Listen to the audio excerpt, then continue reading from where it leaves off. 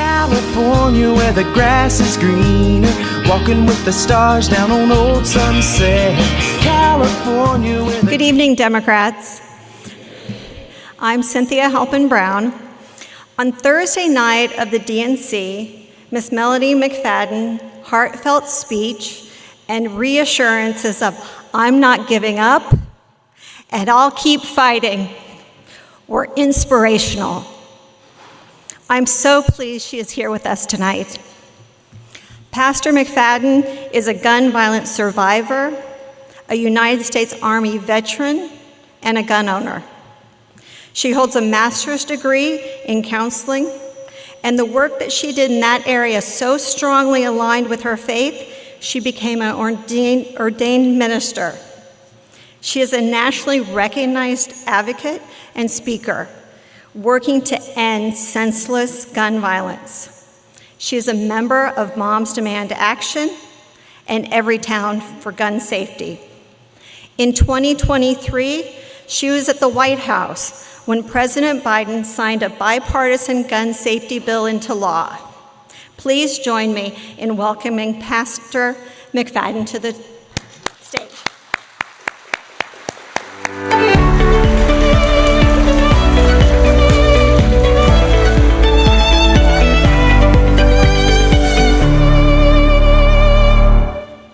Good evening. It's such a blessing to be in your presence. I want to thank you for having me. I want to thank Cynthia and Francie and Bill, along with their committee and everyone that did such hard work to make this night happen. It is with a humble heart that I tell you I am so grateful to be here. I have been asked numerous times since August, how did I get to the DNC stage? That's a question that many have asked because I was a little girl that was born in the low country, lived on a dirt road. We had no indoor plumbing. We had no running water. What we grew, we ate. What we hunted got us through the winter. That is how far I've come from that dirt road to the DNC stage. It is only a path and a journey that has been filled with tears, blood, sweat, tears, smiles, laughter, memories, all of that.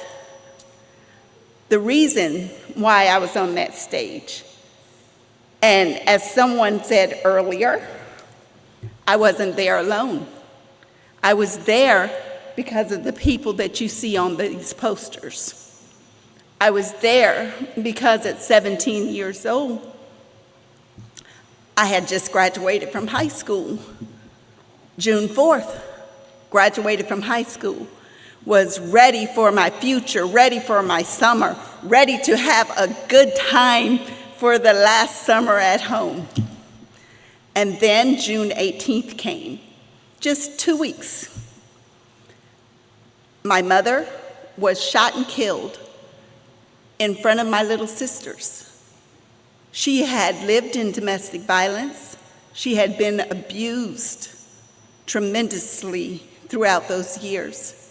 Many times, people asked, but even I, as a 17-year-old, asked her, why do you stay? Why do you go back?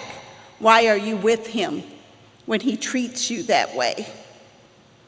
But now I know as an adult myself that there were hindrances in her way. There were things not available to her, resources. There was a support system not in place to help her leave safely. That is why my nonprofit, which is called Blessed Ministries and Survivor Smiles, we go out of our way to help people that are living in domestic violence leave safely. It matters because if they don't, then they're going to be on someone's poster. Their 3 little girls are going to be standing there when a bullet takes them off of the face of this earth. And I don't want that to happen. We say often, this is a club, that we don't want new members, but instead, thousands of people are joining this club every day. In the United States of America, right on this poster at my right, it says that 110 people die per day in the United States of America. That is no longer true since that poster was printed. Now it's over 122 people die per day. Some people say, oh, just 12 more. Well, guess what? Those 12 are this table and that table. What if those 12 people were no longer with us? It matters. Those 12 people matter to a lot of people that love them. It would matter to me. My mother, when she was shot and killed in front of my little sisters, my middle sister was present. Her name is Sabrina.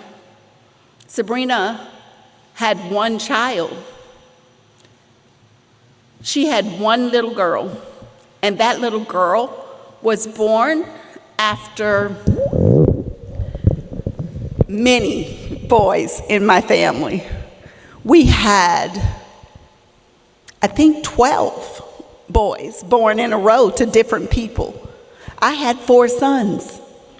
And then Sandy came home from the hospital, and she came home to my house. That little girl was beautiful. She was sweet. She was kind. She went out of her way for others. That is the reason why all those years later, she was standing on the beach. She was at Myrtle Beach. She drove her cousins there because she had a car. She had money and she had gas, and they wanted to go to the beach to see the motorcycle parades. So she drove them to Myrtle Beach just to spend the day, to have fun. All of you know, our young people ought to be able to go to the beach and come home again. They ought to be able to do that. But instead, the young people on the beach that day started fighting. And they don't fight the way that we used to. Many of you know when we had fights, might have a scraped knee, a bloody nose, a cut lip, got a little dirty, you went home, you got it together, came back the next day, and we played hopscotch together. It was over. But not these days, when they have disagreements, because we haven't done what we need to do by our young people. And I said we. I'm taking responsibility because I'm out here. I've raised 5 sons and a daughter. We have not taught young people conflict resolution. We haven't taught them to talk it out. We haven't taught them to come to the table and let's find a place to compromise. We haven't taught them that. So instead, they pull out guns. They think, and I call them often, the video game generation. They think that they can just flip a switch and get another life. That's not happening. Just ask me. It's not happening. I don't care how many switches they flip. Sandy didn't come home from the beach. My mother is not coming back. Patricia Ann is forever gone. She didn't see her grandchildren because when I was 17, she saw me graduate, and that's it. She didn't see me go into the Army. She didn't see me go to Europe. She didn't see me serve at NATO. She didn't see me sit at tables with prime minister and kings and presidents. She didn't get to see any of that because she was gone, one bullet, and she was gone. Sandy, she was beautiful, didn't get to get married. She didn't get to travel like she wanted to because she had great plans. She didn't get to make all of the changes in the world that she wanted to, but I'm going to do everything I can to make sure that the world knows her name and that they never forget it. You see, we live in South Carolina. I'm always conscious of that when I'm out in the world. I know that I'm a veteran. I know that I'm a gun owner, which is shocking to many. I'm a gun owner because I'm a responsible gun owner. I go to the range. I have practice. I had a background check. I purchased legally. It is securely stored. Children and those that are a danger to themselves or others and criminals do not have access to the weapons that I own. I can say that with pride. That key in itself often brings people that are members of the NRA and on the other side of the gun lobby, it allows them to talk to me because they understand that I don't want your gun. I have no desire to take your guns away from you unless you're being irresponsible and putting the lives of those that I love in danger. My fellow man, I love. So that includes your families too. That is why I'm out here fighting the good fight. That is why in 2014, when my niece was shot and killed, 4 young people from Summerville, South Carolina were shot that day on Myrtle Beach. Pastor Clemente Pinckney, he was a senator at that time. He came, he was walking with us for peace rallies and vigils and all kinds of activities to honor those that were taking and to bring light to what was happening in that small community right outside of Charleston. And then less than 1 year later, we were sitting in the sanctuary because someone entered a sacred space and sullied it. The reason that young man, and I do not give him any notoriety because I do not call his name. I will not give him the pleasure of ever hearing my voice utter his name. He is the shooter. He entered that space. He took those lives only because there are people in this state that did not do their jobs. Hear me clearly. A lot of people do not understand. In South Carolina, you have 3 days to run a background check.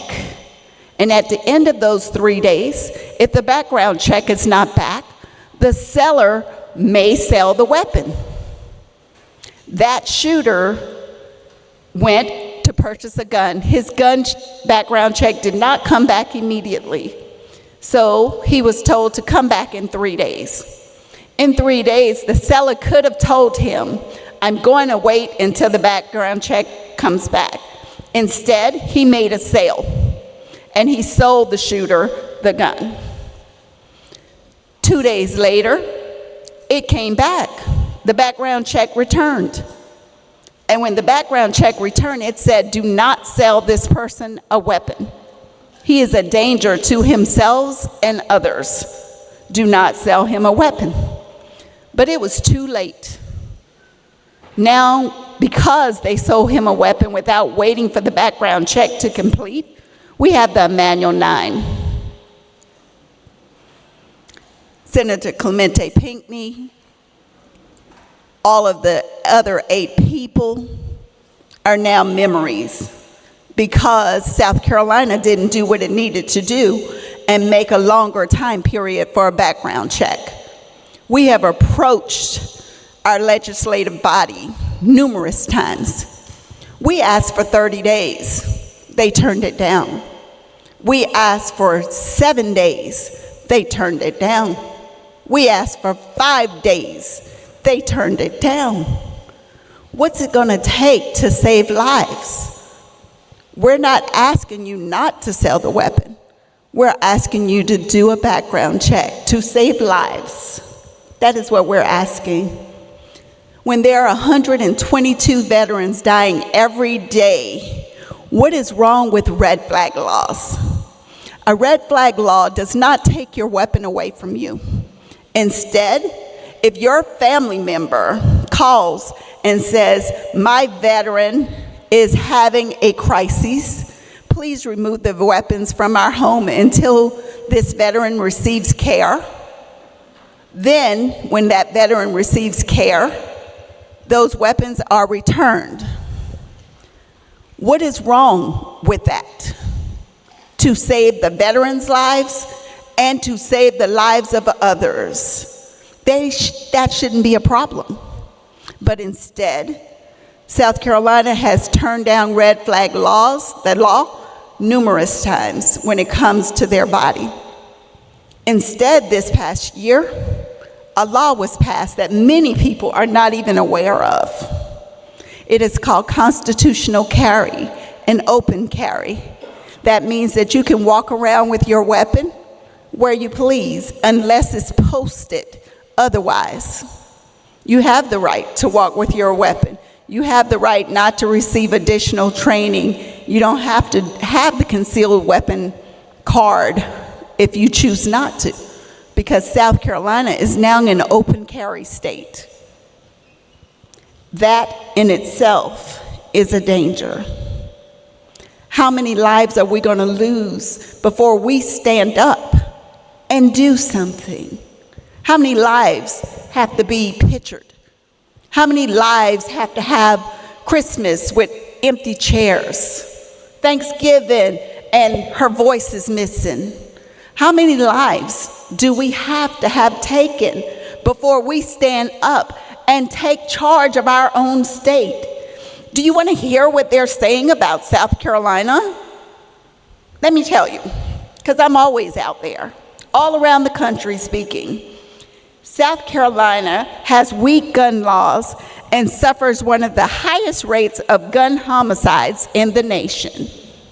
This is National Domestic Violence Month, October.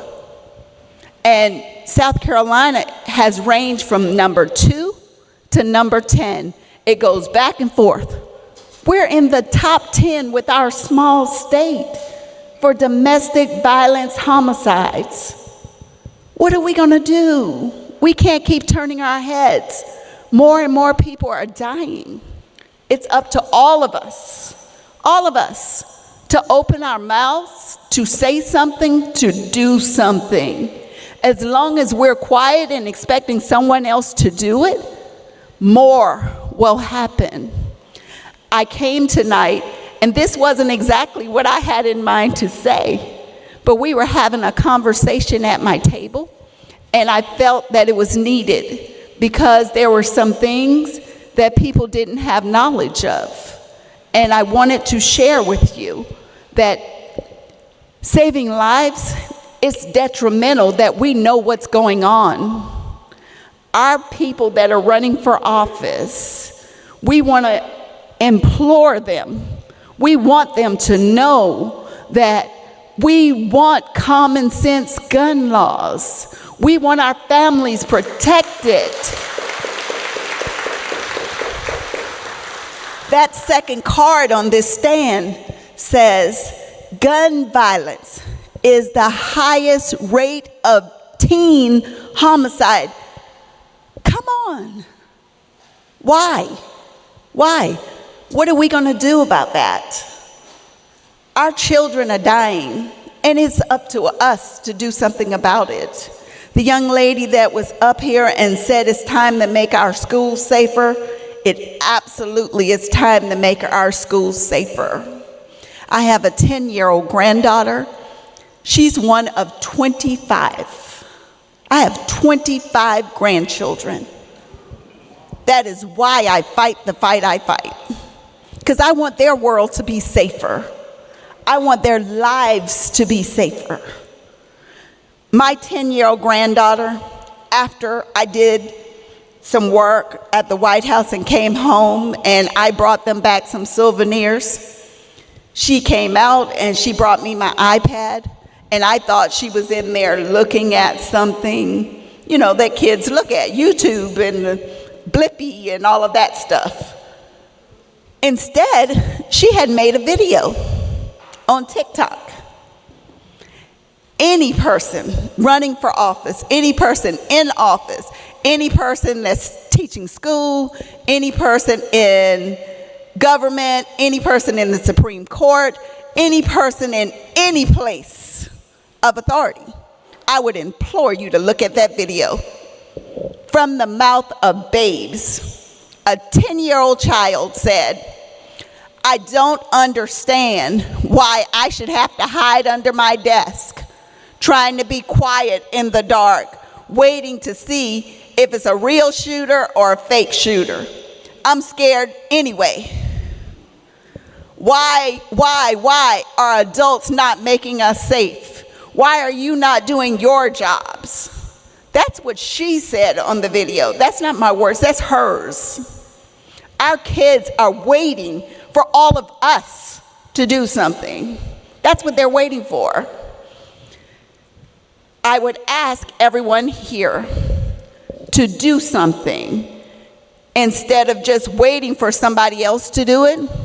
If you can't leave your home, if you can't drive someone to the poll, if you can't make it happen, then use your telephone and you call, and don't take it for granted that everyone's voting. Don't take it for granted, because they're not. I called 5 people in my immediate family and found out that they had not registered to vote. Gratefully, it was before the deadline, and we got them registered. Now, I'm not just going to take that. Those same 5 people, I've already called them. Hey, early voting is already open in South Carolina. This is where your poll is located, because I don't want to hear the excuse, I don't know where they're voting. I looked it up for them. This is where you can vote. And if you need a ride, I will come and take you. These people have cars, but I don't want any excuse left on the table as to why you didn't vote.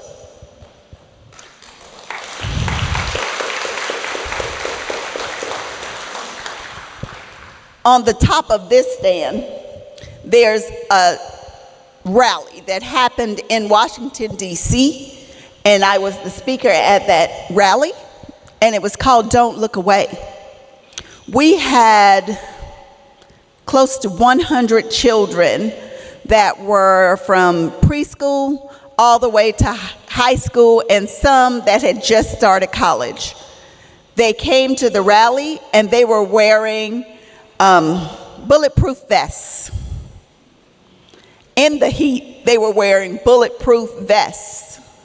The reason they were wearing these bulletproof vests is because at some point they feel like that's what they're going to need to go to school in order to be safe and in order to feel safe. That's not what we want for our children. We can do better. We can absolutely do better. So, I'm going to ask each of you not to just think about it, but to do something about it. I'm going to ask you, don't look away. Don't take it for granted that somebody else is going to take care of it. You take care of it. You make sure that they're going to vote. You make sure that they do their job. You see, that's my mother up top, Patricia Ann. Please say her name to honor her. That's my niece, Sandy Patrice. On this board, there are others. See, I don't have the time to tell you all the stories, but there's Corey G., who was 22 years old on New Year's night. His girlfriend and him were fighting over a gun. 1-year-old Corey is now without her dad. because that bullet took Corey G from the earth. On this, there is an identical twin. Her name is L'Oreal. She and her twin sister, Lauren, went to Chicago.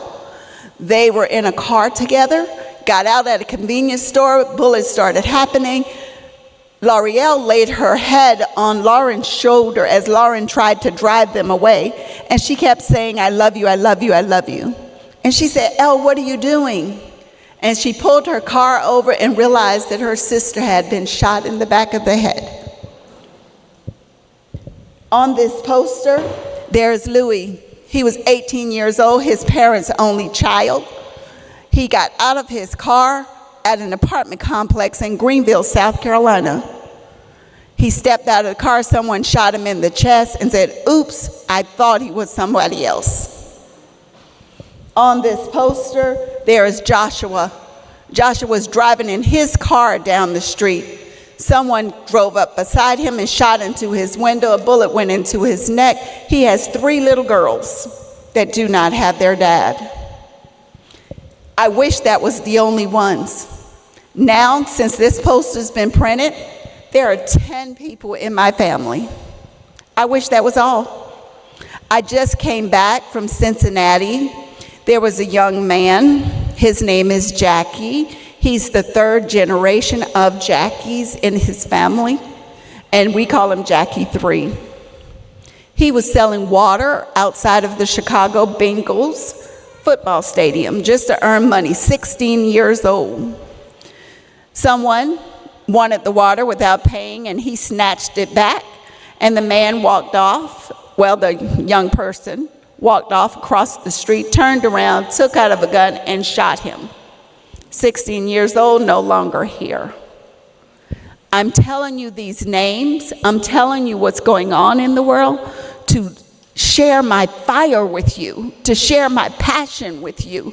I know that we are all on the same team. I know who I'm talking to, but I'm asking you, get others in the game. Get them in the game.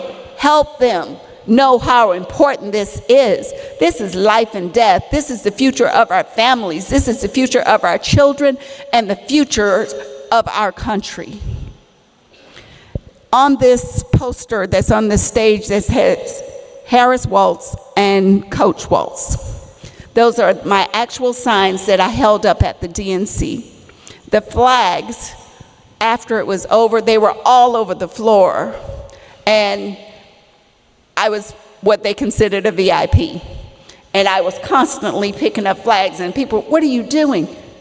I served in the United States Army, and I raised my hand to protect this flag and this country, and I will not walk over one that's laying on the floor.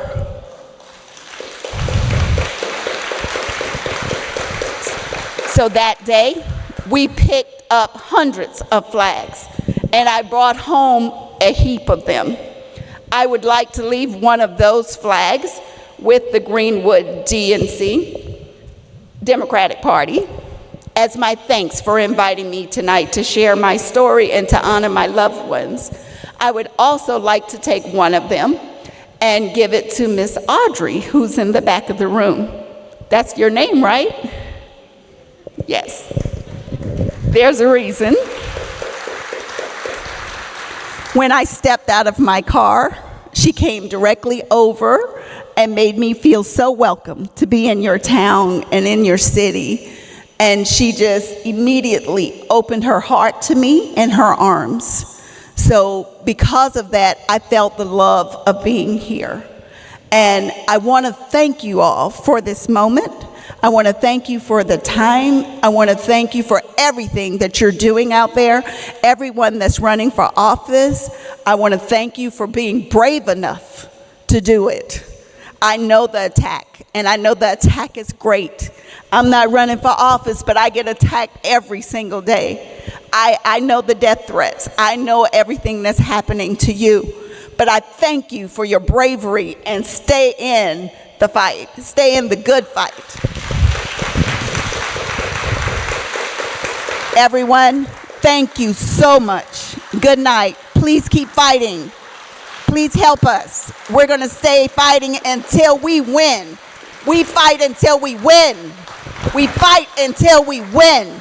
We fight until we win.